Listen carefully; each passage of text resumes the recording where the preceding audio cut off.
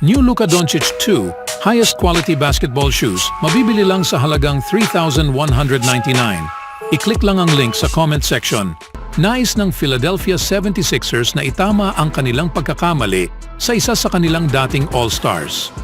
Ayon sa 76ers insider na si Keith Pompey, pinagsisisihan ng prangkisa ang desisyon nilang hindi bayaran si Butler sa buong max noong 2019. Ayon sa mga sources, pinagsisisihan ng grupong nagmamay-ari ng 76ers ang ginawa nila 5 taon na ang nakalipas sa pag-trade kay Jimmy Butler nang nakita nila ang tagumpay na naabot niya, isinulat ni Pompey. At napagtanto nila na maaring siya ang nawawalang piraso para sa kanila at handa silang ibigay ang pera na gusto niya. Si Butler na 6-time All-Star at 5-time All-NBA player ang mukha ng Miami Heat. Magiging 35-year-old na siya sa Setyembre at may player option para sa 2025-26 season. Sinabi na ni Jimmy noon na nais niyang magretiro kasama ang Heat pero may mga bulong-bulungan na maaaring maghiwalay na sila matapos ang 5 taon. Siyempre, alam na natin na handa ang 76ers na mag-offer kay Butler ng buong max contract kung pipilitin niyang umalis sa Heat ngayong summer. Pero nagkaroon sila ng pagkakataong panatilihin siya noong nasa team pa siya kasama sina Ben Simmons at Joel Embiid. Noong summer, nagtapos ang 76ers sa ikatlong pwesto sa East habang si Butler ay may average na 18.2 points, 5.3 rebounds at 4 assists per game sa 46% shooting. Siya ang ikalawang pinakamahusay na player nila sa halos buong season at ang kanyang karanasan ay nagdala ng maturity at stability sa locker room. Sa mga sumunod na taon, maraming stars ang dumaan sa 76ers, ngunit wala sa kanila ang nakapagbigay ng inaasahang resulta. Pero matapos magkaroon ng hidwan sa ilang miyembro ng organisasyon, itinuturing na expendable si Butler ng prangkisa at pinili nilang palayain siya noong summer upang mapag-resign si Tobias Harris sa isang 5 taon na may halagang $180 million deal. Sa ngayon, malamang na mananatili si Jimmy sa Heat hanggang sa magretiro siya, pero kung magpasya silang pumunta sa ibang direksyon, siguradong handa ang 76ers na itama ang kanilang pagkakamali.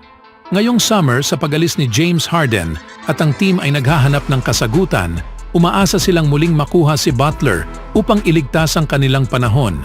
Nais ng Philadelphia 76ers na bumuo ng bagong Big Three.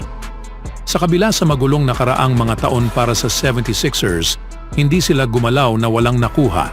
Halos sa isang aksidente, nagkaroon sila ng pangalawang star nang lumitaw si Tyrese Maxey bilang isang lehitimong pangalawang option sa likod ni Joel Embiid. Pero kahit na may Maxey at Embiid na isa sa pinakamagandang duo sa basketball ngayong season, hindi pa rin sila nakalagpas sa unang round. Habang tumatanda si Embiid at kumikitid ang window, lalong nagiging desperado ang 76ers para sa isang kampyonato at maaari silang mag-resort sa pagbuo ng isang super team ngayong summer kung magkakaroon sila ng pagkakataon. Sa pagkuha kay Butler kasama si Embiid at Tyrese Maxey, ang 76ers ay magiging pinakamalaking hamon sa Boston Celtics sa East at sila'y kakatakutan sa buong NBA. Kung hindi si Butler, magiging contender ang 76ers para sa iba pang NBA All-Stars tulad ni Donovan Mitchell, Paul George at kahit si LeBron James kung magdesisyon silang kunin ang kanyang anak. Anong masasabi niyo mga kaibigan? Sa ibang balita naman, ang paghahanap ng Los Angeles Lakers para sa bagong head coach ay hindi lang para sa isang bagong pinuno. Habang sina JJ Redick at James Borrego ay malalaking pangalan na pinagpipilian upang pangunahan ng team na pinamumunuan ni Anthony Davis, may iba pang mga individual na may mataas na basketball IQ na nagnanais makuha ang posisyon. Isa sa kanila ay naglaro para sa karibal na Boston Celtics pero kalaunan ay napunta sa sistema ng Cleveland Cavaliers at pagkatapos ay sumama kay LeBron James sa team mula sa Hollywood. Siya ay walang iba kundi si Rajon Rondo. Isa pang matalinong pag-iisip para sa Lakers. Si Rajon Rondo ay seryosong pinag-iisipan na maging susunod na assistant coach ng Lakers ayon kay Dan Woik ng Los Angeles Times.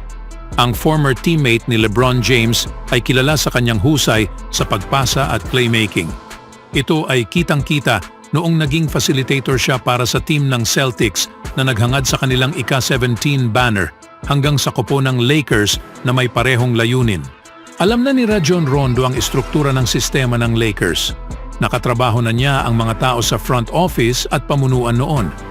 Kaya, ang pag-bridge ng gap sa pagitan sa kanilang mga pananaw at pagbuo ng mga ito sa pamamagitan sa paggamit kay Anthony Davis kasama ang iba pang mga miyembro ng team sa pamamagitan sa mga schemes ay maaaring maging mas madali para sa kanya. Hindi pa kasama rito na alam na niya kung paano i-navigate ang passing lanes, basahin ang mga plays at gumawa ng aksyon sa oras na magkaroon sila ng sirang play noon sa kanyang mga araw bilang player. Ang lahat ng ito ay dumagdag sa maaaring maging isang maganda at matagumpay na karera niya sa coaching. Gaano kagaling si Rajon Rondo? Siya ay isang generational floor general na kayang basahin ang lahat ng uri ng coverages.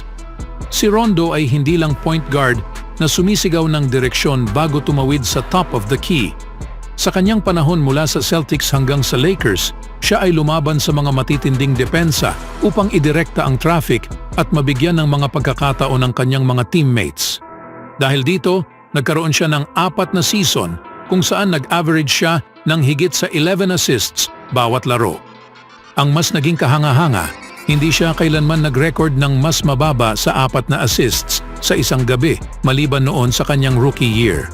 Ang 2-time champion at 4-time All-Star ay hindi lang mahusay sa pag-pick apart ng depensa.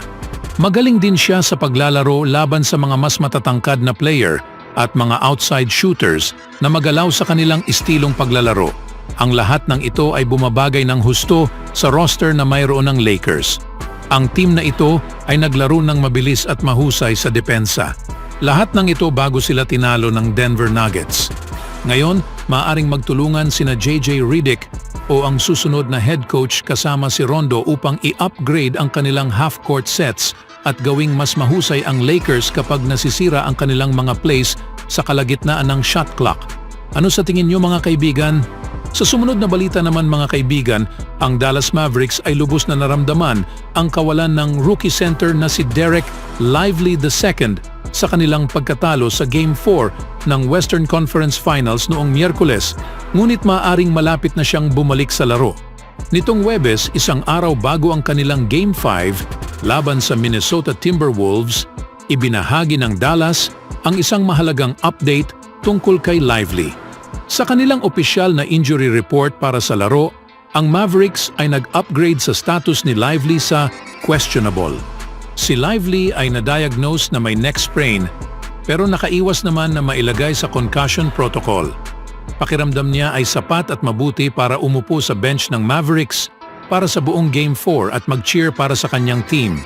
Ang 20-year-old na si Lively ay naging malaking impact player para sa Dallas bilang rookie ngayong season, averaging 8.8 points at 6.9 rebounds bawat laro sa kabuuan ng taon. Ang 7-footer ay isang athletic dunk threat na mahaba at elite shot blocker sa mga shots. Sa pag-rotate ng shifts kasama ang starting center ng Mavs na si Daniel Gafford, si Lively ay tumutulong na masiguro na laging magdomina ang Dallas sa paint. Walang Lively sa Game 4, natalo ang Mavs sa 105-100 habang ang rusty na si Maxi Kleber at ang low floor na si Dwight Powell ay nahirapan punuan ang backup center minutes. Ngunit sa tila pagangat ng tsansa ni Lively na makabalik sa Game 5, maaaring nasa magandang posisyon ng Dallas upang isara ang serye na kasalukuyang 3-1 sa kanilang pabor. Anong masasabi niyo mga kaibigan? Always do it on my own, so I gotta get through it. And the only thing I know is to love what I'm doing. Never give up, never slow, till I finally prove it. Never listen to the no's, I just wanna keep moving. Keep my head up when I act, head up that's a fact. Never looking back, I'ma keep myself on track.